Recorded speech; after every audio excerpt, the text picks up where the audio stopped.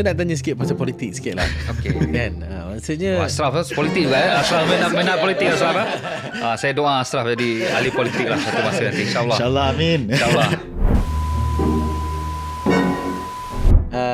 saya difahamkan Datuk lama jadi ketua pembangkang dekat Selangor. I think daripada tahun 2018 bangkang. Tiba-tiba satu hari terpaksa duduk satu meja pula dengan yang pembangkang tu kan. Maksudnya duduk bangkang sekarang kena bekerja sama kan. Macam mana Datuk manage benda tu? And bagi Datuk benda tu susah tak Datuk? Okay, saya jadi ketua pembangkang ni sebenarnya taklah terlalu tapi satu penggal lah. Satu penggal. Tapi bangkang hari-hari lah. tak, bagi saya sebenarnya kita kena tahu peranan kita. Jadi bila kita jadi ketua pembangkang di dalam Dewan, yang paling penting kita menjadi kepada semak dan imbang kepada kerajaan. Bukan menjadi ketua pembangkang yang khusus mengejar politik semata-mata. Tetapi kita berperanan, berfungsi di dalam Dewan untuk menjadi semak dan imbang kepada kerajaan. Maksudnya kalau kerajaan buat tak betul, kita kena tegur kepada perkara yang boleh kebaikan. Tetapi kalau kerajaan buat benda yang baik, kita perlu tambah baik lagi supaya dia jadi lebih baik kepada masyarakat. Yang paling penting, perjuangan itu semak dan imbang kepada kepentingan rakyat di negeri kita. Itu yang paling penting. Tidak kadang-kadang kita jadi pembangkang, kita terbawa sentimen politik semata-mata. Itu yang akhirnya lebih kepada semua arah ke arah menjurus kepada politik.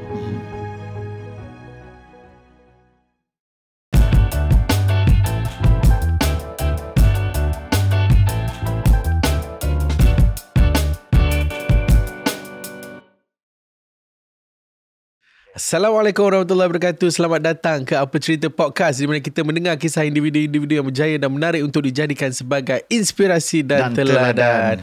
Alright, lupa bersama saya Ishraq Kamarudin. Yes. Dan saya Dia dah lama bercuti. bercuti. Kau jawab opening. Well, it's okay. Apa khabar semua? Alhamdulillah. How are you, man? Alhamdulillah. And I think today we have a very exciting episode. Very Dah special lama guest. dah sebenarnya kita tak bercakap dengan seorang pemimpin. Pemimpin orang kata pemimpin masyarakat. Correct. Seorang YB. So I think it will be a very interesting episode, and also this episode will be our final episode for this year. Yes, untuk kita nak take a break sebentar kan, and then lepas tu kita come back stronger. Yes, insyaAllah. Episod Apa Cerita Podcast kali ini dibawakan khas oleh MBI Selangor dan Sabak Bernam Development Area ataupun lebih dikenali sebagai Sabda. Satu inisiatif yang ditubuhkan untuk memperkasa komuniti luar bandar, memelihara alam sekitar dan memajukan ekonomi tempatan di utara Selangor. Antara program utamanya ialah Carnival Ban Canal 2025 yang akan berlangsung dari 7 hingga 9 November di Sabak Bernam. Carnival ni bukan sekadar acara hiburan, ia platform untuk mempamerkan keindahan biodiversity di kawasan Ban Canal, memperkenalkan produk dan hasil pertanian tempatan serta meraihkan warisan budaya yang menjadi kebanggaan penduduk Sabak Bernam. Kalau korang fikir apa Ban Canal tu, is actually daripada zaman British lagi dah ada. And terdapat pelbagai aktiviti menarik seperti sukan rakyat, relarian bendang, pameran agro pelancongan, persembahan budaya dan banyak lagi. Wow, it sounds really interesting. Yes. And tak tahu kata dekat Sabak Bernam ada semua benda ni. Betul. Untuk mengetahui lebih lanjut tentang acara ini, boleh layari akaun Instagram Sabda atau korang boleh klik link yang tertera di description di bawah. Yup. So jangan miss out 7 hingga ke 9 November, right, di Sabak Bernam Ban Canal, guys. Ban Canal. And I think acara macam ni something yang kita tak patut miss out lah. Betul. Sebab I think it covers tradition, heritage like how you and said. at the same time kita dapat tengok budaya yang ada dekat dalam Malaysia, specifically dekat Selangor tu sendiri. Betul. Kan. So I think it will be a great day for you to bring your family and friends and spend a day in Sabak Bernam. Betul. Alright, we'll see you there. See you guys at Ban Canal Carnival. Yes. Alright, tanpa melengahkan masa, let's introduce our guest. Alright, sebelum tu kita nak sarankan kepada viewer-viewer yang di luar sana yang belum lagi subscribe ke Apa Cerita, do subscribe.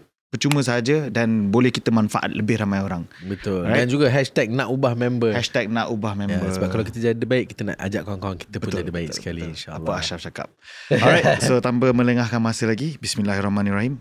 Dari Sungai Air Tawar, Sabak Bernam, seorang pemimpin yang berpegang pada nilai-nilai kehidupan luar bandar, keikhlasan, semangat kebersamaan dan rasa tanggungjawab terhadap masyarakat. Hari ini, beliau bukan sekadar wakil rakyat tetapi suara kepada kemajuan dan perpaduan di negeri Selangor. Sebagai ahli Dewan Undangan Negeri bagi Sungai Air Tawar dan juga Exco Selangor yang memegang portfolio kemajuan desa, perpaduan dan pengguna, beliau membawa misi untuk memajukan komuniti luar bandar agar seiring dengan arus kemudahan negeri. Dari kerja-kerja masyarakat di kampung ke tanggungjawab besar di peringkat negeri, perjalanan beliau membuktikan bahawa kepimpinan sejati bermula dengan hati yang ingin berkhidmat. Betul. Join us to give a warm welcome to Yang Berhormat Datuk Haji Rizam bin Haji Ismail. Assalamualaikum Datuk. Salam, apa khabar? Baik, Alhamdulillah. How are you, Datuk? Dan Ishraq. Yes. Betul. How are you, Datuk? Yeah, good. Saya sebenarnya daripada saya muda, saya selalu nampak muka Datuk kalau saya pergi perhimpunan UMNO ke. Kalau saya pergi banyak-banyak kan, Datuk ni antara muka-muka yang otai lah dekat dalam UMNO kan. And today is a real pleasure dan juga privilege untuk saya bercakap dengan Datuk. Okay. Betul-betul kan. Tapi yang pasti saya lebih kerap nampak Ashraf berbanding Ashraf nampak saya. Jawapan politik yang baik. Alright, so mungkin kita nak mengenali Datuk lebih dalam lah, kan. Of course kita selalu nak mula dengan nak dengar sikit macam mana Datuk punya perjalanan sebagai seorang pemimpin dan juga macam mana Datuk dibesarkan. And saya difahamkan Datuk pun sebenarnya dibesarkan di Selangor. So how was your childhood like? How was your parents punya way of parenting like? And adakah Datuk dapat jiwa kepimpinan tu daripada parents Datuk sendiri? Saya memang dilahirkan di Sabak Bernam lah, di kampung saya, Tebuk Mufrad. Don saya sekarang, Don Sungai Tawar. Sungai Tawar ni dia N01. Maksudnya yang pertama lah daripada 56 Don. Dan dia bersepadan dengan Bagan Datuk. Maksudnya penghujung Perak, disebut Anjung Utara. Memang latar belakang keluarga saya, bapa saya adalah seorang ustaz. Di mana memang bapa saya ni dia berkecimpung politik daripada muda dulu. Orang dulu-dulu ni memang dia berjuang untuk membawa wadah perjuangan lah demi agama, bangsa dan negara tu tadi. Jadi sewaktu saya kecil, saya memang dah terdedah lah dengan perjuangan UMNO ni. Dekat situ saya dah memang timbul minat dari sudut perjuangan Abata ni tadi. Jadi bila saya membesar, memang bapa saya juga memberi dorongan, dan di situ bila habis dalam sekolahan, saya berjinak-jinak untuk bergaul dulu dengan masyarakat, menceburkan diri. Saya tidak terus kepada politik, tetapi pergaulan harian itu membawa saya ke era politik, di mana kita terdedah dulu dengan program-program aktiviti kemasyarakatan, kenduri kendara, sukan kampung, gotong royong dan sebagainya, yang akhirnya membawa saya kepada kelompok persatuan dulu. Saya aktif dalam Persatuan Belia 4B pada waktu ketika itu, dan akhirnya barulah kepada politik. Bermula daripada Ketua Pemuda UMNO Cawangan. Selepas itu saya bertanding sebagai ahli jawatan kuasa Pemuda UMNO Bahagian. Selepas itu dalam masa yang sama, selepas itu saya menjadi pengurusi putera. Selepas saya jadi pengurusi putera bawah 25 tahun. Selepas itu baru saya bertanding sebagai naib ketua pemuda. Selepas itu barulah seterusnya lah jadi ketua pemuda bahagian, jadi ketua pemuda negeri, sehingga hari inilah menjadi ketua UMNO Bahagian. Dalam aktivis pula, saya memang aktif dalam pertubuhan belia. Waktu ketika itu saya menjadi ahli belia 4B. Dekat situ saya banyak belajar bagaimana untuk membentuk satu pertubuhan yang memberi manfaat kepada komuniti setempat. Dekat situ saya akhirnya dijadi pengurusi, dan saya challenge untuk masuk. Waktu itu ada program Anugerah Belia Perdana. Bila saya masuk dari sudut pertubuhan, saya dapat johan kategori pertubuhan peringkat negeri. Selepas itu saya habis belia, saya diberi kepercayaan menjadi ketua kampung termuda di negeri Selangor. Dan alhamdulillah selepas itu saya berjaya menjadi ikon ketua kampung JPKKP Negeri Selangor pada tahun 2015. And nak tanya sikit lah, macam tadi Datuk ada cerita Datuk punya bapa adalah seorang ustaz kan. And how was his parenting style like? Macam mana cara dia mendidik Datuk, and macam mana benda tu pula membawa Datuk pada minat kemasyarakatan juga? Mungkin ada juga dia punya macam, yalah seorang ustaz dia pun berkhidmat kepada masyarakat juga kan. Adakah daripada situ Datuk dapat you punya minat? Kata-kata daripada beliau mungkin kan? Ya, yang paling penting bagi saya dalam perjuangan ni ikhlas. Ikhlas tu yang akhirnya menjadi amal dalam perbuatan kita. Ikhlas yang membawa kepada amal. Jadi sebab tu bila saya berjuang, yang pertama kita tahu kita punya perjuangan kita. Dan kita tidak meletakkan mengejar jawatan itu semata-mata. Sebaliknya kita meletakkan ikhlas untuk berjuang demi masyarakat. Itu yang paling penting. Jadi bila kita buat satu benda tu dengan ikhlas, akhirnya dia akan menjadi satu perkara yang alami, yang nature dalam perjuangan. Dan kita tidak tertekan, dan akhirnya saya yakin bila perjuangan tu ikhlas, masyarakat tu sendiri yang akan mengangkat kita. Sebab itu dalam perjuangan ni yang paling penting kita mesti ikhlas, dan kita mesti meletakkan nilai perjuangan kita tu, kalau saya mengikut parti saya lah, abatal lah, demi agama, bangsa dan negara. Itu yang paling penting. Faham? Okey Datuk, kalau kita lihat macam Datuk kan anak Selangor kan. Hari ni kalau kita lihat Selangor ni dah berkembang agak pesat. Tapi kalau pada tahun 80-an dulu, mungkin suasana dia masih campuran antara bandar moden dan juga kehidupan kampung dulu kan. Datuk sendiri pernah nampak tak perbezaan antara Selangor sekarang dan juga Selangor dulu masa Datuk membesar dulu tu? Ya, sudah pasti banyak lah Ashraf. Saya lahir zaman itu zaman komunis. Tidaklah zaman komunis selepas era kemerdekaan, tetapi pada era awal kemodenan. Di mana waktu saya lahir, saya masih lagi merasai suasana kampung yang tak ada rumah, masih tak ada api elektrik. Orang pakai lampu gaslin dan lampu kabait. Walaupun dekat Selangor sebab dia ujung Selangor pakai lampu gaslin, lampu kabait. Bila petang tu kita kena atuk suruh pam lampu kabait, gaslin tu. Lepas tu masih lagi rumah di rumah atas. Waktu tu di tempat saya ni, sumber utama dia adalah koko. Pekerjaan dia, ekonomi dia koko dan juga kelapa. So masa tu ada salai, ada banyak rumah salai kelapa. Lepas itu dalam masa sama rumah masih rumah atas, dan ada aktiviti mengepam air, di mana air masih lagi mengambil air kolam ataupun air dalam takungan yang perlu dipam untuk naik ke atas rumah. Kebiasaannya air kolam kita pam untuk kegunaan membasuh pinggan dan sebagainya. Tetapi kalau air takungan memang untuk makan, minum lah. Saya masih merasai suasana itu, sehinggalah kemodenan itu sampai di mana masa tu bukan TNB lagi, LLN. LLN masuk. Lepas tu ada air elektrik api elektrik. Lepas tu baru ada air Selangor ni.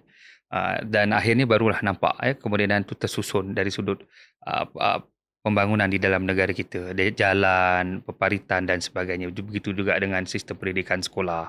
Ini semua bukan datang bergulit sebenarnya. Sebenarnya ianya datang melalui satu sistem perancangan, sebuah dasar yang kuat daripada pemerintahan kerajaan. Dan juga satu perjuangan jugalah daripada tok nenek kita kan. Betul.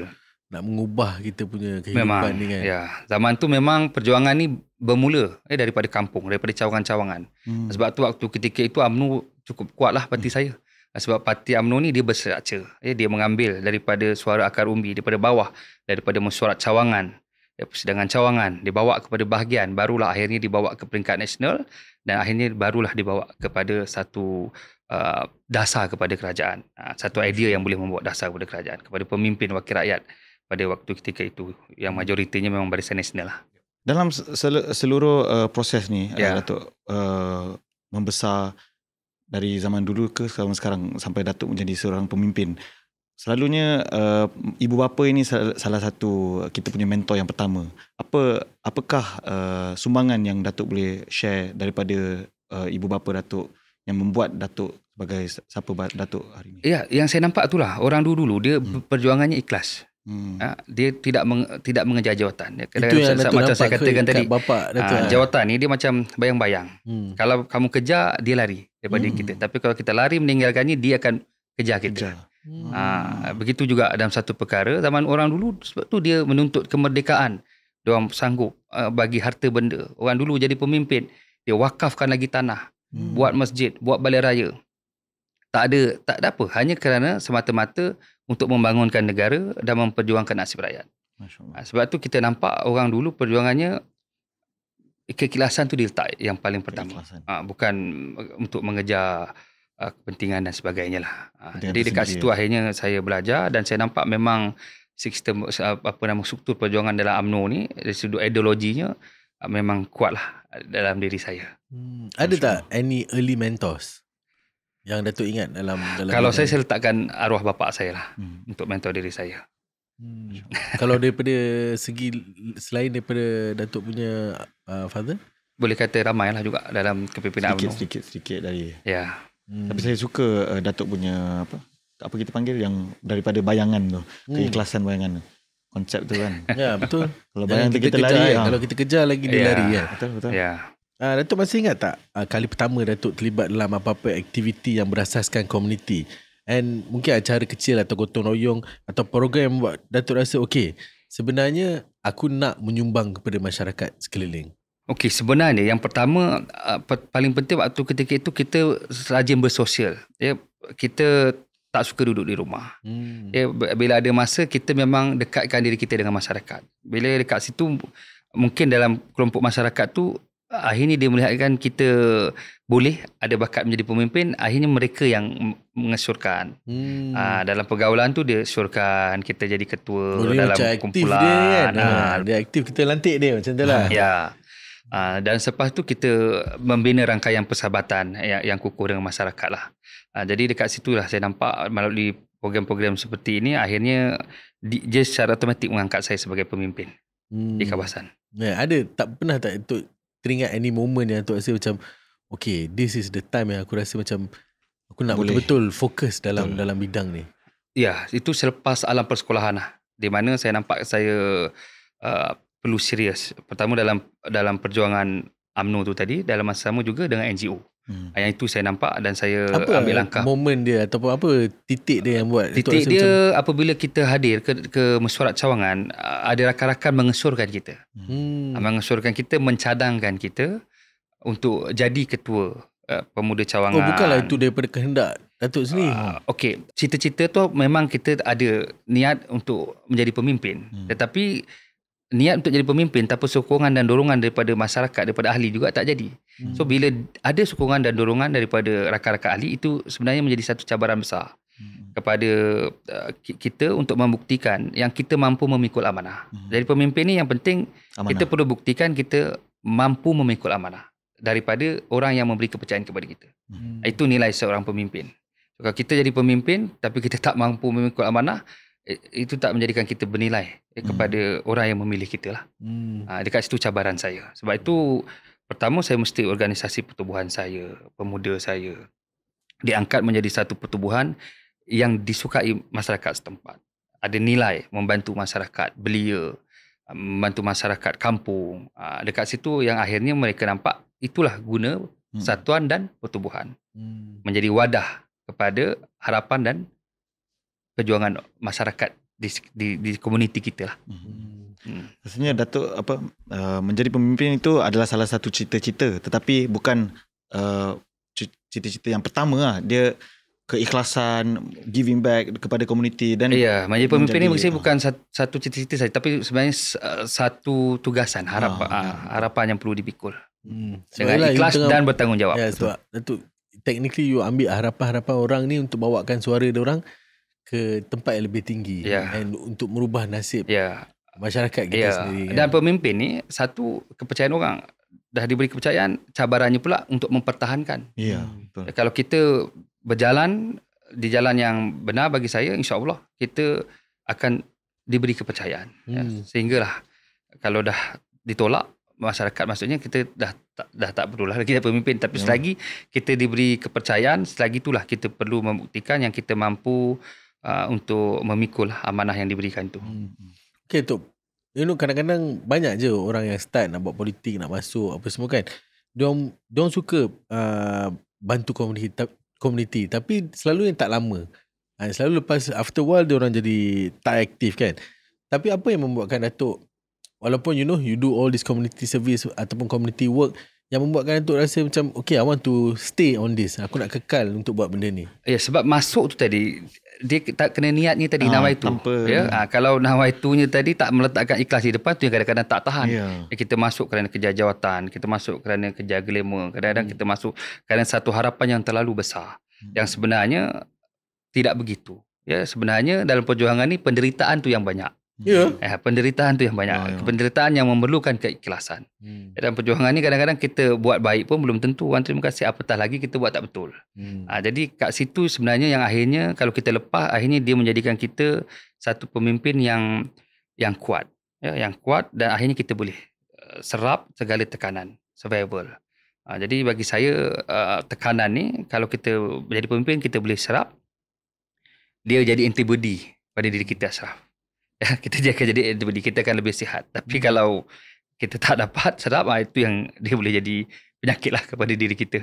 Dia boleh jadi gila pun. Boleh jadi gila pun ada. Jadi sebab tu perlu sabar dan perlu fokus dalam perjuangan. So kita akan tahu apa yang kita buat. So kita tidak mengejar populariti semata-mata. Tapi saya nak tahu juga kan, macam tadi Datuk kata, yalah, yang nampak kebanyakan orang nampak yang kejayaan ataupun dia punya kedudukan kan. Tapi mesti ada benda yang semua orang tak tahu kan. Iaitu cabaran peribadi ataupun pengorbanan yang Datuk kena buat. So mungkin untuk nak capai ke tahap apa yang Datuk capai hari ni kan.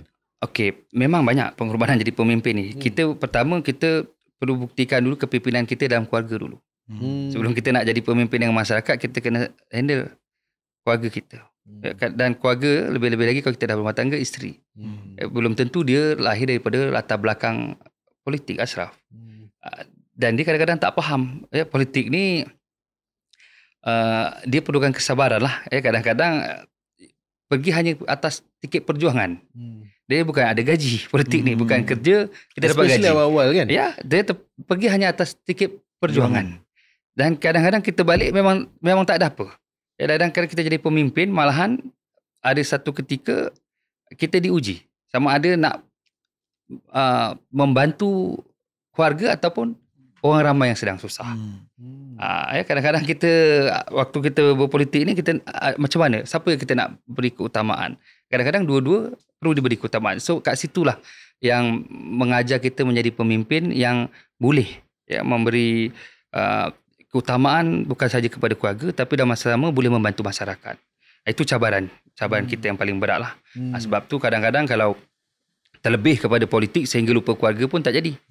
Tetapi dua-dua tu perlu seimbang. Dan percayalah, sekiranya ia ikhlas, insya-Allah perjalanan politik kita ni akan dibantu Allah SWT, insya-Allah. Pernah tak tu bila you have to go through all these challenges kan? You terpaksa go through cabaran-cabaran politik ni, you fikir macam sudahlah, aku nak putus asa. I just want to give up. I just want to leave this world of politics ni. Setakat ni saya jujur, saya belum ada perasaan itu. Sebaliknya segala cabaran saya fikir penting ia perlu diurus dengan baik. Dulu cabaran utama kalau awal memang keluarga lah. Kadang isteri dia tak faham.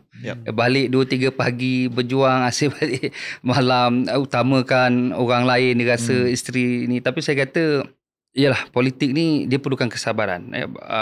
Dulu arwah bapa saya kata, kita macam ibarat tanam pokok rambutan. Kadang-kadang kita tanam, belum tentu dia hidup.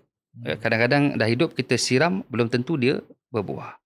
Tapi kalau dia dah besar, dia dah berbuah, kadang-kadang buah tu kita makan tak habis, bagi jiran pun tak habis, jatuh busuk ke tanah lagi. Begitulah juga dalam perjuangan ni, penting ikhlas. Akhir masanya, sampai masa insya-Allah dengan kepercayaan orang, dengan kuasa yang kita ada, kita boleh bantu lebih ramai orang pada masa akan datang. Walaupun asalnya bermula daripada kelompok yang kecil, akhirnya boleh menjadi kepada perkara yang lebih besar. Dan impact yang you bawa kepada komuniti tu sendiri kan. macam kita orang bisnes ni, kalau balik pukul 10 tu pun kira lambat lah. Kan? Tapi politik lain. Kadang-kadang masa nak dekat-dekat election ke ataupun kebanyakan masa kan. Kadang-kadang balik sampai 2-3 pagi kan. Benda politik tu, ni pertama kita kena banyak mendengar. Lepas tu masalah pun banyak orang banyak bagi mendengar kan? dan dalam sama banyak juga kena disulami dengan kerja untuk menyelesaikan masalah yang kita dengar. Jadi kadang-kadang masalah diri sendiri pun tak selesai. Macam mana kita nak selesaikan masalah orang. Dekat situ melatih kita menjadi pemimpin yang bukan saja pandai bercakap, tapi kita menjadi pemimpin yang boleh melaksanakan apa yang kita cakap. Deliver. Saya curious bila Datuk pasal kita pun buat bisnes, kadang-kadang menghadapi salah satu tekanan bila kita go through dengan bisnes. Tapi kita punya mungkin tekanan tu tak sebesar bila sebagaimana seorang pemimpin seperti YB. Apakah cara-cara YB go through dengan tekanan-tekanan atau challenges ni? Apakah cara-cara yang mungkin kita boleh belajar? Untuk atasi. Itu saya kata, mungkin saya hadapi ini kerana saya melalui perjalanan politik yang bertingkat. Saya tak ada terus masuk. Jadi kadang-kadang dia terkejut. Saya bermula daripada bawah. So sebab tu akhirnya saya dapat menyelami. Sebab tu dalam politik kita tak boleh bergaul hanya dalam satu kelompok. Sebaiknya kita bergaul dalam semua sudut. Daripada orang yang tidak berpendidikan sampailah ke era orang yang paling berpendidikan. Daripada orang susah sampailah kepada orang yang berada. Jadi akhirnya kita dapat semua situasi dan kita dapat benar-benar menyelami setiap kluster ni tadi. Dekat situlah akhirnya baru kita boleh membawa satu idea yang boleh membentuk satu dasar yang boleh membantu semua golongan ni tadi. Itulah pegangan saya lah. Yang paling penting kita kena campur dengan semua orang. Okay tu. So kita akan ambil short break. Thank you so much for sharing tentang perjalanan permulaan Datuk dalam politik and permulaan kehidupan. And kita akan take a short break and kita akan kembali lagi selepas ini. Right. Jangan ke mana-mana.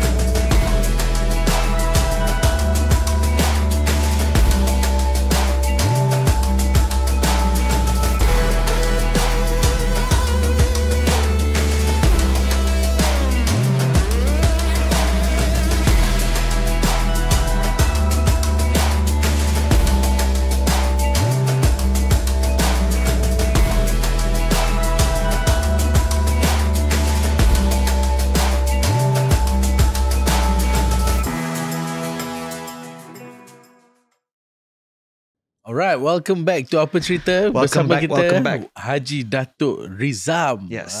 So kita punya YB hari ni. Sebelum kita teruskan episod ni up, episod ini dibawakan khas oleh MBI Selangor dan Sabda, organisasi yang komited untuk memastikan kemajuan negeri turut dinikmati oleh masyarakat luar bandar. Melalui pelbagai inisiatif seperti Carnival Band Canal 2025, usaha ini memberikan peluang kepada penduduk tempatan mempamerkan hasil pertanian, kraf tangan dan keusahawan mereka sambil menarik pelancong untuk merasai sendiri keunikan Sabak Bernam. Tadi pun kita dengar cerita YB, banyak yang kita nak sangat dengar, nak tengok sendiri. Acara ini bakal berlangsung dari 7 hingga 9 November 2025, menampilkan aktiviti komuniti, persembahan seni, pameran, jualan produk desa dan program pendidikan alam sekitar. Ia bukan sekadar karnival, ia simbol semangat, perpaduan dan kemajuan lestari di Selangor. So, pergi jangan tak pergi. Yang belum pernah pergi ke Sabak Bernam, inilah masanya. Untuk mengetahui lebih lanjut tentang acara ini, boleh layari akaun Instagram rasmi Sabda atau boleh klik link yang tertera di description di bawah. Jangan miss out guys. This is your opportunity untuk tengok Sabak Bernam. Keindahan Sabak Bernam. And band Canal dari zaman British lagi sampai ke sekarang. Heritage. Betul. Alright, Datuk.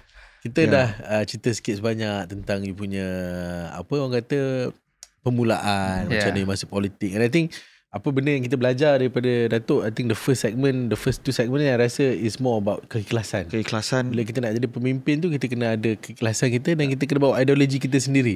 Betul. Kan? And betul, I think satu benda yang saya nampak juga, Datuk punya disiplin parti pun agak tinggi. Maksudnya Datuk berjaga-jaga juga, kan? Maksudnya kita kena kena hormat ada disiplin parti. institusi. Kena ada disiplin dalam parti. Sebab kita organisasi. Betul. Jadi bila organisasi kena ada disiplin. And I think benda tu sebenarnya yang membuatkan, bukan kata dalam politik je, dalam company pun. Imagine kalau company kita, budak-budak kita semua duk maki bos. Budak-budak semua kita melawan. Macam mana dia nak pergi ke visi yang dia nak capai, betul tak? Betul. So I think benda tu adalah satu lesson besar yang saya dapat daripada Datuk, kan. Dan tadi aku discuss dengan Datuk juga pasal bila Datuk share pasal leadership dan keikhlasan tu. Aku cakap tanggungjawab tu betul-betul sentuh aku. Bila sebagai seorang leader atau pemimpin, dia bukannya sekadar leader, and kita pun dah interview banyak CEO, founders and also ni kan, but Datuk touch about the tanggungjawab and the responsibility bila kita sebagai seorang pemimpin tu really I think something yang betul-betul memang bagus, resonate dengan, yes, betul. Datuk memegang pelbagai jawatan, antaranya ahli Dewan Undangan Negeri untuk Exco, pengerusi Jawatan Kuasa Tetap Kemajuan Desa, perpaduan dan pengguna untuk ADUN. Tapi antara peranan yang betul-betul menonjol adalah sebagai pengerusi Majlis Perundingan Sabak Bernam. Mengapa peranan ini sangat bermakna buat Datuk, terutamanya dalam membantu rakyat dan pembangunan Sabak Bernam? Peranan ini amat bermakna kepada saya kerana peranan ini adalah kepercayaan daripada Yang Amat Berhormat Datuk Menteri Besar untuk saya mempromosikan pembangunan Sabda di Sabak Bernam, iaitu pembangunan ekonomi Sabak Bernam di bawah rancangan Selangor 1. Jadi sudah pasti peranannya cukup besar untuk membangunkan Anjung Utara, iaitu Sabak Bernam. Jadi Sabak Bernam ni adalah kawasan yang betul-betul berada di luar bandar lah. Di negeri Selangor ni masih luar bandar. PBT ni juga masih Majlis Daerah Sabak Bernam. Lain PBT di dalam Selangor ni sudah tukar kepada Majlis Pembandaran dan Majlis Bandaraya. Tinggal satu saja, Majlis Daerah hanya di Sabak Bernam. Jadi bila kerajaan negeri lancar Sabda, pembangunan ekonomi Sabak Bernam ni, iaitu pembangunan ke arah pelancongan kampung tradisi dan juga agropolitan. Jadi sebab itu, pertama saya perlu bersama dengan MBI Selangor untuk menstrukturkan semula pembangunan di Sabak Bernam ini, dan saya melihat perlu ada pelan pembangunan lah untuk tempoh 20 ke 30 tahun ke hadapan, di mana kita perlu memelihara kebudayaan ataupun adat resam yang ada di Sabak Bernam. Saya ambil contoh seperti di negara-negara Eropah. Eropah ni dia dah lama terbina, ratusan tahun dan malahan ada yang ribuan tahun. Tetapi dia tidak dimakan oleh kemodenan. Walaupun kemodenan tu sampai, tapi kalau kita tengok pembangunan heritage tu tetap kekal sekata. Walau macam mana pun bangunan dia sama. Orang tahu ni Eropah untuk menunjukkan keagungan peradaban bangsa dia. Jadi di Selangor ni kita sedia maklum, Selangor ni ibarat mini Malaysia. Semua orang, tak kira dia lahir di negeri mana, asalkan dia bermasa tahun di Selangor, saya anggap dia sebagai satu rumpun Selangor. Jadi dan semua budaya adalah di Selangor maksudnya. Betul. Jadi saya tengok Sahabat Bernam ni perlu dikekalkan dari segi tradisi dan juga sumber ekonominya, pertanian tu tadi, dan perlu dikembangkan. Jadi dekat situ saya nampak dia perlu jadi macam Eropah lah, walaupun dia maju, satu masa kita masih mengekalkan ciri-ciri tradisi. Dalam masa yang sama, saya perlu mewujudkan peluang ekonomi yang tidak terlalu padat tapi berpendapatan tinggi, yang akhirnya dapat membentuk sebuah bandar yang ke arah sejahtera. Bukan sahaja pembangunan tetapi ke arah sebuah bandar yang sejahtera melalui pendapatan yang tinggi, tidak terlalu padat tapi dalam masa sama sejahtera dari sudut pekerjaannya. I think that's very interesting apa yang Datuk cakap ni, sebab saya pun baru balik daripada Oxford. So dekat sana saya tengok setiap bangunan dia preserve, setiap culture dia, and everybody knows the history. Betul. Kan? And diorang ambil history tu sebagai satu kebanggaan. Betul. Kan, sebab itulah tanah tempat diorang berpijak dan juga tempat diorang bermula kan. So I think that is an important part, and I think kebanyakan orang kita dah mungkin lupa sikit lah tentang culture dan heritage ni kan, yang saya rasa patut di preserve lah kan? Ya, saya ambil contoh. Saya pun baru balik satu seminar di Baltic. Saya pergi dengan YDP Majlis Daerah Sahabat Bernam. Dekat situ saya nampak, saya boleh belajar di kawasan Eropah Timur. Negara ni dia tak ramai. Lebih kurang dalam 1.8 juta. Apa nama negara? Baltic dia, Baltic. Lithuania, Latvia dan Estonia. Dia 2.8 juta, 1.8 juta, lebih kurang itu je lingkungan rakyat dia. Tetapi apa yang dia buat, dia ke arah yang penting penduduknya sejahtera. Hidup tak tertekan dengan beban hutang. Betul. Rakyat dia. So negara kontrol melalui ekonomi dia, melalui pembangunan. Yang mengekalkan ciri-ciri tradisional tadi. Dilihat masih mengekalkan ciri-ciri Eropah lama. Jadi dalam masa yang sama, orang tempatan dapat menjual barangan-barangan tradisional yang akhirnya dikenali. Begitu jugalah saya tengok kalau di bawah Sabda ni, bila kerajaan matlamat dia adalah mewujudkan satu bandar yang bercirikan kepada ekopelancongan dan agroturism. Dekat situ saya nampak boleh dibentuk ke arah itu. Di mana sistem pembangunannya perlu ke arah ciri kampung tradisi, dalam masa yang sama pertaniannya moden tetapi berpendapatan tinggi. Jadi ada beberapa perkara lah yang sedang kita susun di Sahabat Bernam ni lah, yang di bawah Sabda ni tadi. Okey Datuk, sebelum kita masuk lebih kepada Sabda dan juga Carnival program yang Datuk akan anjurkan ni, saya nak tanya sikit pasal politik sikit lah. Okey. Kan? Maksudnya Ashraf politik juga. Ashraf minat politik Ashraf. Saya doa Ashraf jadi ahli politik lah satu masa nanti, insyaAllah. InsyaAllah, amin. Maksudnya saya difahamkan Datuk lama jadi ketua pembangkang dekat Selangor kan. I think daripada tahun 2018 bangkang, tiba-tiba satu hari terpaksa duduk satu meja pula dengan yang membangkang tu kan. So duduk bangkang dan sekarang kena bekerja sama kan. Macam mana Datuk manage benda tu, and bagi Datuk benda tu susah tak Datuk? Okay, saya jadi ketua pembangkang ni sebenarnya taklah terlalu tapi satu penggal lah. Satu penggal. Tapi bangkang hari-hari lah.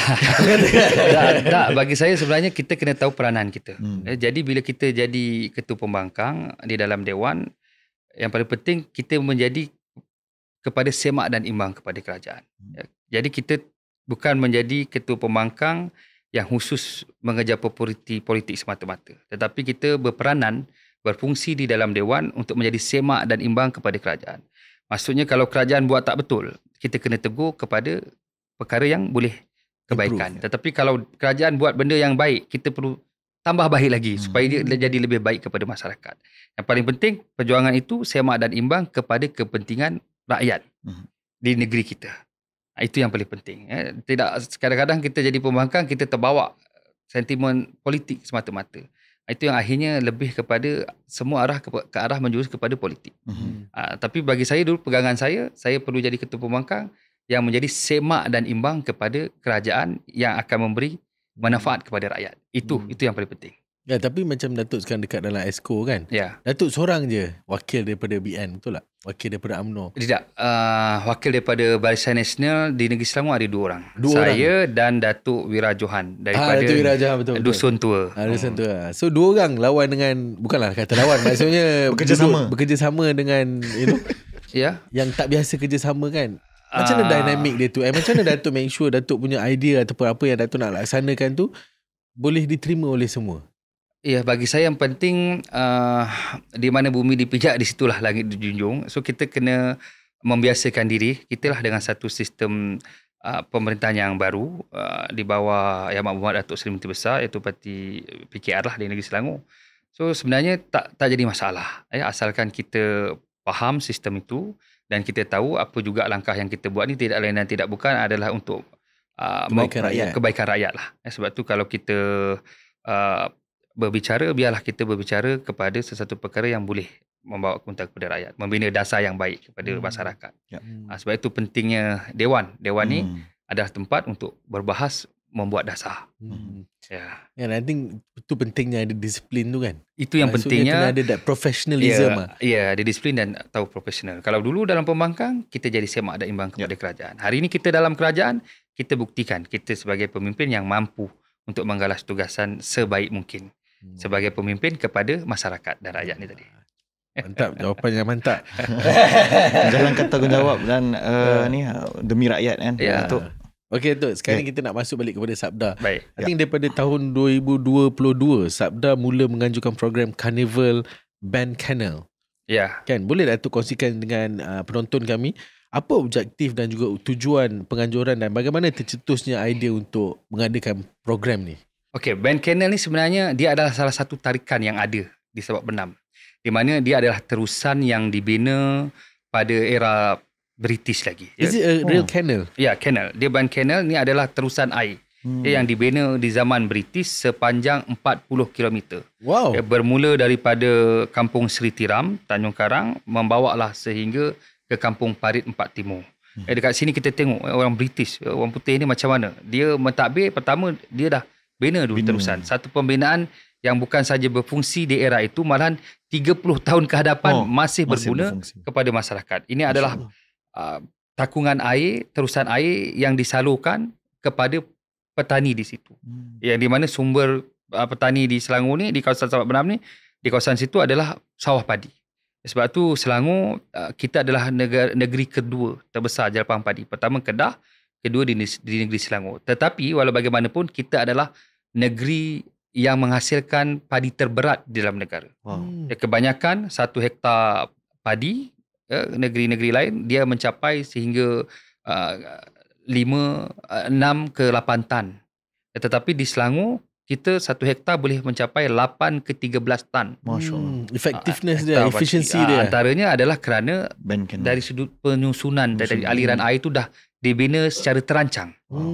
Di zaman British. Sebab tu pertanian ni tak boleh lari juga dari sudut kemodenan, penstrukturan untuk memastikan hasil tu dapat seperti mana yang dirancang lah. Jadi itulah ada terusan Band Canal. Jadi sebab itu di bawah MBI dia memperkenalkan satu terusan dipanggil Band Canal ini, di mana dekat sinilah diadakan festival Band Canal setiap tahun, dan alhamdulillah festival ini semakin dikenali dan mampu menarik pelbagai lapisan masyarakat lah.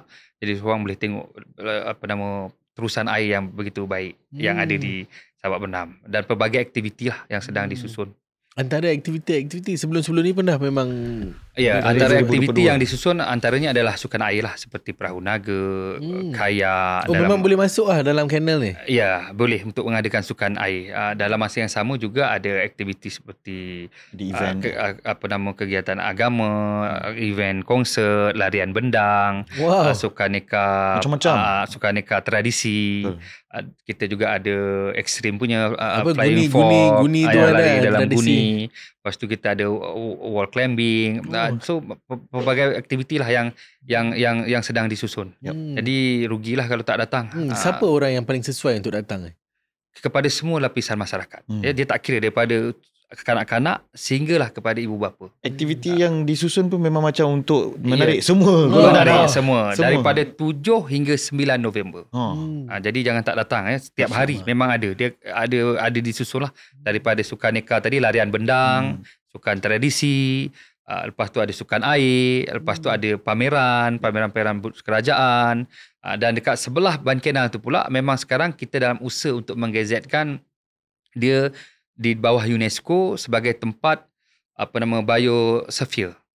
Biosphere yang sedang kita mohon digazetkan di bawah UNESCO. Itu masyarakat pun boleh tengok. Sebelah Ban Kenal ada satu alam hutan semula jadi yang perlu kita kekalkan. Dekat situ ada macam-macam. Saya dipahamkan kajian kata di kawasan situ juga ada ikan terkecil.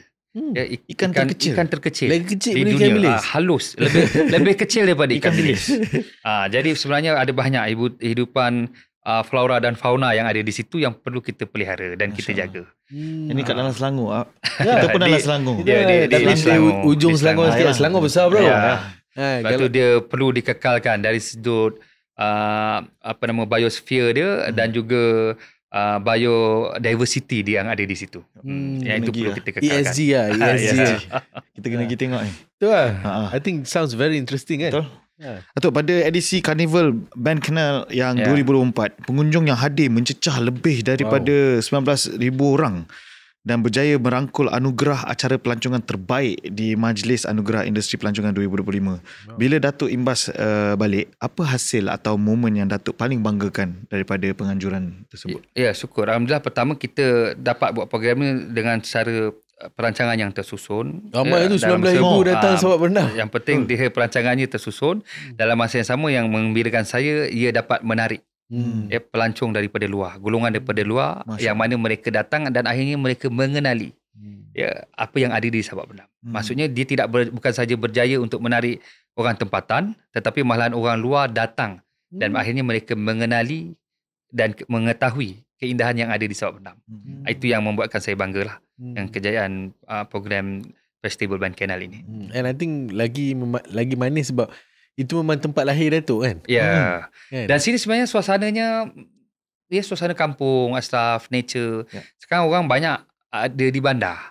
So kadang-kadang kita serabut, kita sesak dengan arus kerja di bandar ni semua. Akhirnya kita nakkan keterangan kelainan boleh bawa anak-anak ke Sabak Benam. So ada sawah padi, ada sungai, ada laut. Dia ada macam resort-resort. Ada banyak rumah inap, resort dan sebagainya. Dekat Sabak Benam juga kita ada segitiga ekor pelancongan di mana kat situ kita ada Pantai BNO.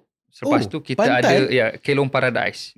Kelong Paradise ni adalah kelong batu pertama di Asia Tenggara. Di mana ada banglo. Rumah banglo di tengah laut asraf. So pergi naik bot, biasanya ada rumah kayu di tengah laut. Ini rumah banglo batu. Di tengah laut, boleh bawa keluarga santai, boleh tengok sunset dan boleh duduk. Boleh memancing. Ada rumah, ada sele. Di situ ada bilik untuk menginap dan boleh bunyi macam dekat negara mana memancing bersama keluarga. Macam mana kita sebagai rakyat Malaysia tak tahu ni? Dalam masa yang sama kita juga ada Pantai Bumi Hijau. Di mana pantai ini kita mengekalkan ciri-ciri nature dia untuk orang datang berkelah. Boleh bawa karavan, bawa keluarga, boleh berkemah dan boleh mengadakan aktiviti mencari remis. Di Pantai Bumi Hijau ni ada remis. So boleh bawa anak-anak selain daripada mandi air laut, berkemah, boleh cari remis yang ada di pesisir pantai tu. Remis ni dia macam lala. Dia macam kupang tapi lebih kecil dan manis. Rasa dia boleh makan lah. Dia biasanya tidak, biasanya dibasuh dan biasanya orang paling sedap direbus. Direbus jadi macam sup lala. Sup lala. Jadi dia sup remis. Jadi boleh bawa anak-anak kat situ. Dan situ pun kita ada juga ban. Dia boleh bawa anak-anak berjalan di sekitar ban, boleh tengok keindahan. Saya ingat bar bukan bar. Bukan. Sunset dan sunrise. Masih jauh lagi Sabak Benam ni. Tak jauh lagi. Ingat bapak moden. Tapi boleh datang, boleh cubalah suasana di sana. Tapi saya suasana sawah padi pun seronok asraf. Ya. Ada aktiviti macam boleh naik ada ATV, ada dekat aktiviti ATV, macam aktiviti lah, berbasikal, dan boleh juga tu tadi boleh tengok sawah padi. Jadi seronok lah. Banyak juga orang sebenarnya buat shooting kat Sabak Berenam kan. Banyak Sebab drama, kalau filem. macam apa, saya punya kakak ipar Izara kan, selalu kalau tanya shooting kan Sabak Berenam. Itu maksudnya shooting rumah kampung kan tu. Ya, rumah kampung. Tapi banyak orang suka ambil that location kan. I think because of the scenery tu. And dia still Selangor kan. Maksudnya kemudahan asas tu semua ada lah. Betul lah, sah. Nak kena check it out lah. Betul. Tapi saya amat kagum, macam Datuk pun lahir di Sabak Bernam dan sampai sekarang berjuang di Sabak Bernam juga sampai ke hari ini kan. Memang salah satu yang boleh very very impressive. Like local hero lah. I think that is important also to, yelah, siapa lagi nak sayang tempat kita kalau bukan kita. Betul. Kan macam saya lah, kalau saya jadi YB, saya nak pergi antarabangsa sebab saya besar kat situ. Betul. Kan maksudnya betul sport betul lah. Ashraf akhirnya boleh membawa harapan orang situ. Sebab Ashraf yang tahu, benar-benar tahu. Kerana lahir daripada situ, dari kecil. Jadi tahu apa dari sudut landscape politik di kawasan situ, apa keperluan masyarakat dan apa kesesuaian pembangunan di situ. Hanya Ashraf yang tahu. I think macam Datuk pun ada kelebihan di mana pengundi-pengundi ni pun mungkin kawan-kawan, orang yang pergi masjid sama-sama. Sebab luar bandar ni memang politik dia khidmat bakti. Luar bandar dia bukan saja ideologi, tetapi dia perlukan politik khidmat bakti. So kita memang kena selalulah mendampingi masyarakat. Masya Allah. Memang kalau orang panggil dalam bahasa tu cakap walk the talk. Atau cakap ikhlas, khidmat kepada masyarakat. Tapi Datuk memang betul-betul betul-betul buat InsyaAllah. Jadi Datuk, bagaimana Datuk mengimbangi antara harapan orang ramai dengan misi sebenar untuk membantu masyarakat luar bandar? Ya, harapan orang ramai ni memang terlalu besar. Sebab tu dia perlukan penyusunan dan perlukan masa. Dia tak boleh datang sehari ni, tapi dia perlukan penyusunan yang tersusun. Sebab itu di Sabak Bernam ni tadi saya dah sebut, memang harapan kerajaan negeri adalah untuk membina daerah ini kepada pusat pembangunan pelancongan kampung tradisi agropolitan. Jadi tadi saya dah sebut kita perlu ada plan pembangunan blueprint pelancangan 20 ke 30 tahun ke depan.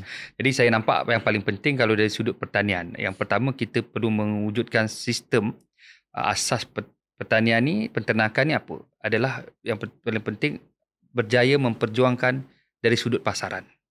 Asal yang penting dari sudut pasaran tu tadi. Jualan. Sebab kita orang kita ni sebenarnya bukan tak boleh bertani. Boleh. Kita ajar dia boleh tanam cili, boleh jadi cili yang baik, besar, elok, panjang, buah, rock melon, tanam manis, bela ikan, sangka, ikan keli. Cantik ikannya besar-besar, tapi kadang-kadang masalahnya waktu nak jual pasaran kan? Bila nak pasaran tu yang tak mampu kita perjuangkan kerana pasaran ni dikuasai oleh kebanyakannya orang tengah. Sebab tu saya tengok kebetulan saya selaku esko koperasi, saya tengok seperti di negara Jepun, mereka membina ekonomi negara itu selepas era Perang Dunia Kedua melalui koperasi. Sebab itu saya nampak saya perlu memperkasakan sistem koperasi di negeri Selangor ni. Kita ada 2,000 koperasi, 2,000 lebih koperasi yang menjadikan koperasi Selangor ni terbesar di dalam negara kita. Tetapi dari sudut sistem tu perlu diperbaiki. Kerana sistem ni akhirnya akan menjamin pemasaran ni tadi. Sebab tu kita tengok kedai runcit Aceh dia boleh hidup kerana sistem tadi. Kedai tom yum kat Malaysia hidup kerana sistem dia dari sudut pengambilan barang dan sebagainya. Jadi dekat negara kita ni khusus di Sabak Bernam, saya nampak itu yang kita perlu wujudkan dulu sistem tadi. Sebab tu kita ada perancangan, antaranya kita sedang membina pusat pengumpulan hasil ikan, pendaratan ikan yang tersusun di Sekincan. Dekat situ kita sedang bina satu perancangan pendaratan ikan yang tersusun di Sekincan. Dalam masa yang sama, saya juga sedang merancang untuk membina satu juga sistem pendaratan ikan koperasi di Sungai Tawar, dan kita dapat membina sebuah pusat pengumpulan hasil di bawah koperasi di Sabak Bernam. Jadi dengan adanya pusat pengumpulan hasil yang dikendali oleh koperasi, yang mana ahlinya adalah rakyat, masyarakat. Di situ akhirnya baru kita boleh menjadi satu platform baru untuk menjadi pesaing kepada orang tengah yang sedia ada pada hari ini, supaya akhirnya masyarakat petani ni dia juga ada pilihan sama ada nak menjualkan pasaran mereka kepada mana. Tapi yang itu sekarang ni sebenarnya yang saya nampak juga, sebenarnya dah boleh start to jual direct kepada consumer dah. Sebab sekarang dah ada online, dah Ya. ada TikTok, dah Ya. ada all these Ya. other platform Ya, kan. ya. Mungkin Ya, Sistem tetapi Ya, wujudnya sistem pusat apa nama peraih ni, kalau untuk train jumlah dia kan. jumlah tu asraf. Hmm. Jadi kadang-kadang contoh volume. Kita tanam pisang, ya, sekali harvest banyak bertantan buah. Betul nak jual online Jadi tak semua orang dia ada keupayaan nak habiskan buah tu dalam masa sehari. Dia 2-3 hari dah busuk. Jadi sebab tu dia nak jual tu secara borong. Jadi yang ambil ni tak banyak pilihan. Kebanyakannya memang orang tengah lah yang menguasai. Sebab tu kalau kita ada lagi beberapa platform yang boleh membantu mereka, akhirnya kita dapat menjamin dari sudut pemasaran, pendapatan dalam masa yang sama, pertanian tu akan meningkat dan keterjaminan harapan kerajaan untuk mewujudkan keterjaminan makanan di negeri Selangor ni akan jadilah. Baru dia akan jadi. Jadi sebab tu saya tengok paling penting kita kena wujudkan dulu asas supaya daerah Sabak Benam ni mempunyai peluang pekerjaan yang mempunyai pendapatan yang tinggi, berbaloi, dalam masa yang sama baru dapat menarik anak-anak muda untuk kembali ke kampung halaman dan juga kekal ada di Sabak Benam. Dalam masa sama dapat membina ekonomi tanpa kepergantungan kita kepada warga asing semata-mata. Jadi kalau boleh saya nak dasar Benam ni, pekerjanya biar semua orang tempatan, orang lokal. Sebenarnya orang tempatan kalau diberi peluang sebenarnya boleh. Boleh berjaya. Betul. Tapi kalau dia kadang-kadang dicampur, itu yang dia kalah. Dan dia pergi berhijrah kerja ke bandar. Faham? Okey Datuk, kalau dulu politik ni lebih kepada pengaruh, tapi sekarang ni rakyat menilai keikhlasan dan juga hasil kerja. Datuk rasa apa perbezaan paling ketara antara pemimpin sekarang dan juga pemimpin 30 tahun lepas, di mana Datuk baru nak bermula masa tu kan? Okey, itu saya kata pemimpin dulu dia letakkan ikhlas tu di depan. Sebab dulu memang zaman kita masih susah. Kita buat sesuatu tu untuk kepada kemodenan. Susah betul lah. Jadi siapa yang nak perjuangan rakyat kita selain lepas merdeka untuk membina negara. Tapi hari ini negara kita dah maju. Serba-serbi dah ada. Jadi paling penting hari ini kita perlu menjadi pemimpin dan rakyat yang bertanggungjawab. Pemimpin perlu bertanggungjawab, rakyat juga perlu bertanggungjawab kepada negara kita. Kerana tanggungjawab rakyat itu yang akan membawa jaminan kepada masa depan anak cucu kita. Kalau kita jadi masyarakat yang tak bertanggungjawab, akhirnya kita tak dapat membina negara kita. Malahan kita menjadi masyarakat yang boleh menghancurkan negara kita. Kerana kita hanya tahu komplain, bantah, tapi tak ada tanggungjawab. Tak boleh juga. Biar pemimpin yang bertanggungjawab dan sama rakyat juga perlu ada tanggungjawab kepada negara. Apa definisi masyarakat yang bertanggungjawab, Datuk rasa? Masyarakat terbaik lah.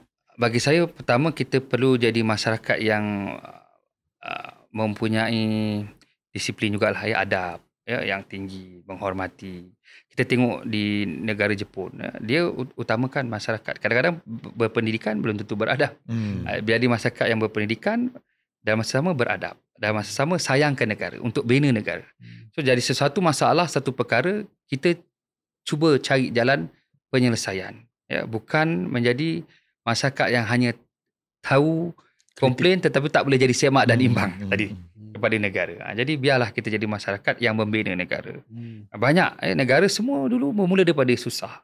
Tetapi macam mana negara tu membina? Kerana bermula daripada masyarakat yang ada disiplin, ada pendidikan. Malahan kebanyakan negara, ada negara yang 4 musim. Lebih banyak bencana berlaku di negara itu berbanding negara kita. Negara 4 musim. Nak bertani pun bukan boleh sepanjang tahun. Kalau dah musim winter semua ni bukan boleh lagi. Tapi macam mana pertaniannya boleh maju, perikanannya boleh maju. Kerana salah satu sikap masyarakat tu sendiri. And I think itu satu message yang sangat bagus lah. Sebab saya rasa sebagai rakyat, kita patut support setiap pemimpin kita. Saya itu adalah antara tanggungjawab kita lah. Walaupun kita agree ke tak agree dengan dia, kita sayang ke tak sayang dia, itu nombor 2. Tapi nombor 1, kita kena hormat dulu pemimpin kita. Sebab lastly dia kan memimpin, kan sama juga macam kita dalam situasi organisasi ke kan.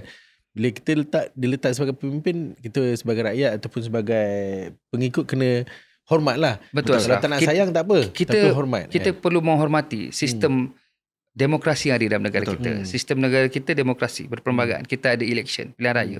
So bila dah menang, kerajaan itu perlu dihormati. Lepas tu tak puas hati esok. Ya, Masa election lah. Ada election. Jadi sewaktu tu kalau boleh mengkritik. Tetapi biarlah kritik yang boleh membawa kepada kebaikan. Yes. Dan Ya, saya rasa bukan kritik yang tidak bertanggungjawab. Saya rasa bila contohlah tukar kerajaan, kita kena hormat juga siapa pemimpin ketika tu. Yang tukar lagi kerajaan, kita kena hormat juga siapa pemimpin ketika tu. Sebab itulah tanggungjawab saya. Tu bagi saya lah personally kan. Tanggungjawab kita sebagai seorang rakyat kan. Betul. Alright. Okay Datuk. Program seperti Carnival Ban Canal ni telah memberi impak yang besar. Tapi nak mengekalkan program sebegini memerlukan komitmen dan juga yang paling penting saya rasa kepercayaan masyarakat lah kan. So apa cabaran yang paling besar yang Datuk hadapi dalam memastikan inisiatif ni terus kekal relevan dan bermanfaat? Itu saya nampak pengisian tu paling penting. Satu pengisian sepanjang program ini perlu diisi dengan satu program-program yang mampu menarik bukan sahaja orang tempatan malahan orang luar. Dalam masa yang sama juga pembangunan yang sedia ada di Sabak Bendam tu juga mesti dilihat pembangunan yang mampu untuk menarik ke arah pelancongan dan juga kepada ke arah pelancongan pertanian tadi. Jadi kalau keadaan ini dikekalkan, ciri-ciri ini dikekalkan, saya yakin orang akan still datang ke Sabak Bendam kerana Sabak Bendam adalah pusat pembangunan pelancongan kampung tradisi agropolitan. Yang itu yang perlu kita kekalkan. Faham? Okey Datuk. Of course, salah satu cabaran yang besar untuk tempat macam Sabak Bendam ni ataupun luar bandar ni adalah untuk mengekalkan anak-anak muda supaya tidak berhijrah ke bandar-bandar kan untuk cari peluang. So apa pesanan Datuk atau nasihat Datuk kepada belia-belia di Sabak Bendam atau kawasan luar bandar Selangor yang mungkin berasa tiada masa depan di kampung sendiri? Okey, untuk mengelakkan penjarahan itulah yang sedang dirancang oleh Kerajaan Negeri Selangor oleh Yang Amat Perdana Yang Amat Berhormat Menteri Besar, di mana diwujudkan Sabda ni tadi, iaitu Pusat Pembangunan Ekonomi Sabak Bendam yang ke arah agropelancongan dan juga pertanian, supaya masyarakat ada peluang ekonomi. Dalam masa yang sama kita tidak merosakkan alam semula jadi yang ada di Sabak Bendam ni. Maksudnya mengekalkan pertanian tetapi mewujudkan peluang ekonomi melalui pertanian dan juga ke arah pembangunan pelancongan kampung tradisi tadi. Jadi kalau ini dapat kita gerakkan, saya yakin dan percaya Sabak Bendam ni mampu menjadi bandar yang sejahtera, dalam masa sama boleh memberi pendapatan yang lumayan kepada masyarakat. Kita tengok banyak tadi saya sebut seperti negara Baltik maju, saya suka tengok Jepun pun sama. Ashraf mungkin pergi. Kita tengok esok saya pergi ke Jepun. Pergi Tokyo. Besok tengok. Tengah bandar Tokyo tu Ashraf masih lagi mereka mengekalkan ciri-ciri masyarakat Jepun. Ada orang tarik beca, boleh pakai kimono untuk merasai macam mana keadaan budaya orang Jepun. Cuba kita fikir ada di Sabak Bendam, orang datang satu masa boleh pakai baju kurung kebaya, baju congsam, sari, songket, bertanjak, berkeris, bergambar di tengah sawah padi. Ada kereta, kuda, beca dan sebagainya. Jadi ini yang boleh menjadi satu tarikan. Sebab zaman sekarang orang stres kerja, orang perlukan tempat healing. Tempat-tempat bawa anak untuk bergambar, merasai balik suasana lama. Lepas tu nak guna era-era dulu, zaman dulu. Kursi Shopee tu juga. Ya. Dan boleh bergambar yang paling penting. Jadi sebab itu saya nampak pelancongan tu masih boleh kuat diwujudkan di Sabak Bendam berbanding dengan daerah-daerah lain di Selangor ni. Memang kita dah faham dah jadi bandar raya. Jadi bandar raya, pembangunan dari sudut pelancongan kampung tradisi tu dah tak ada. So agak rare lah juga kan Sabak Bendam ni. Di antara tempat yang kita kena pergi tengok nak faham kan. Tapi memang ada. Pasal sekarang pun Datuk, saya minat bila Datuk cakap pasal Baltik, pasal aku pun sekarang tengah banyak baca baru-baru ni dekat Datuk. Diorang tak besar pun. Macam dekat Sweden pun diorang punya Finland baru 5 juta lebih rakyat dia. Betul. Finland 5 juta lebih. Norway negara dia besar, rakyat dia 5 juta lebih kan? Tetapi dia ke arah negara sejahtera. Rakyat tak stres, kurang hutang, pendapatan balance. Antara pendapatan dan pengeluaran balance. Pengurusan bandar pun tak tertekan. Betul. Jadi kalau terlalu padat sebenarnya dia memberi tekanan pada PBT, pengurusan bandar. PBT terpaksa urus sampah, penyakit, infra dan sebagainya. Banyak lagi problem. Okay, interesting konsep. Kita dah nak sampai ke penghujung dah. Ni soalan 2 terakhir. Okey Datuk, kalau satu hari nanti orang sebut Datuk Haji Rizam Ismail, apa yang Datuk nak mereka ingat? Bukan sebagai ahli politik tapi sebagai seorang manusia biasa. Saya tak ada apa semua. Saya buat tu kalau boleh ikhlas, dan orang ingat saya kepada seorang pemimpin yang dia ikhlas dalam memperjuangkan nasib rakyat dan boleh membawa sesuatu kebaikan kepada masyarakat lah. Sebab tu yang paling penting saya dapat ni, ada dalam kepimpinan kerajaan ni, saya boleh membawa satu dasar yang baik kepada kerajaan. Dan saya juga Exco Perpaduan. Sebab tu dalam Exco Perpaduan ni saya sebenarnya lancar satu gagasan, iaitu gagasan Rumpun Selangor. Jadi gagasan Rumpun Selangor ni, Ashraf, saya ambil kira Selangor ni ibarat mini Malaysia. Jadi tak kira dari mana kita lahir, asalkan kita bekerja dan bermastautin di negeri Selangor, kita semua adalah satu rumpun. Yang saya panggil sebagai Rumpun Selangor. Jadi bila kita satu Rumpun Selangor, kita kena ada sifat yang sayang, cintakan negeri Selangor, cintakan Sultan dan juga adat resam yang ada di negeri Selangor. Jadi akhirnya kita dapat hidup dalam keadaan suasana harmoni dan saling menghormati. Itu yang paling penting. Okey Datuk, kita punya signature soalan terakhir lah. Okey, kepada penonton-penonton kita kat luar sana kan, mungkin ramai daripada antara mereka nak menjadi orang yang terbaik. Dan kita pun selalu cakap we want people to be the best version of themselves. Versi yang terbaik. Versi yang terbaik kan, manusia versi terbaik. So ada tak any advice kepada kita punya audience daripada Datuk untuk macam mana nak jadi the best version of yourself? Saya punya pesanan, bagi saya satu je. Kalau kita nak orang bantu kita, kita jangan tunggu orang bantu kita, tapi kita bantu orang dulu. Belajar bantu orang dulu, percaya pertolongan tu akan sampai kepada diri kita pula. Beri dulu buat kebaikan, belajar dulu bantu orang dan percaya kebaikan tu akan datang dan Allah Ta'ala sendiri akan bantu kita. Betul. I think InsyaAllah. Itu pun antara pegangan saya lah. Do good to get more good. Betul tak? Kita buat kebaikan supaya kita dapat lebih banyak kebaikan. Dan supaya kita boleh buat lebih banyak lagi kebaikan kan. Betul. So, thank you so much Datuk. It's been a pleasure untuk bercakap dengan Datuk and untuk mengenali Datuk lebih mendalam dan juga tahu latar belakang Datuk. Dan bagi saya benda yang paling interesting juga adalah sekarang saya dapat mengenali Sabak Bernam. Dengan welcome ke Sabak Bernam. Dengan lebih apa orang kata clear and saya pun jadi rasa macam kita kena pergi tengok. And saya tahu ada Skincan punya ikan bakar. Dulu yang YB.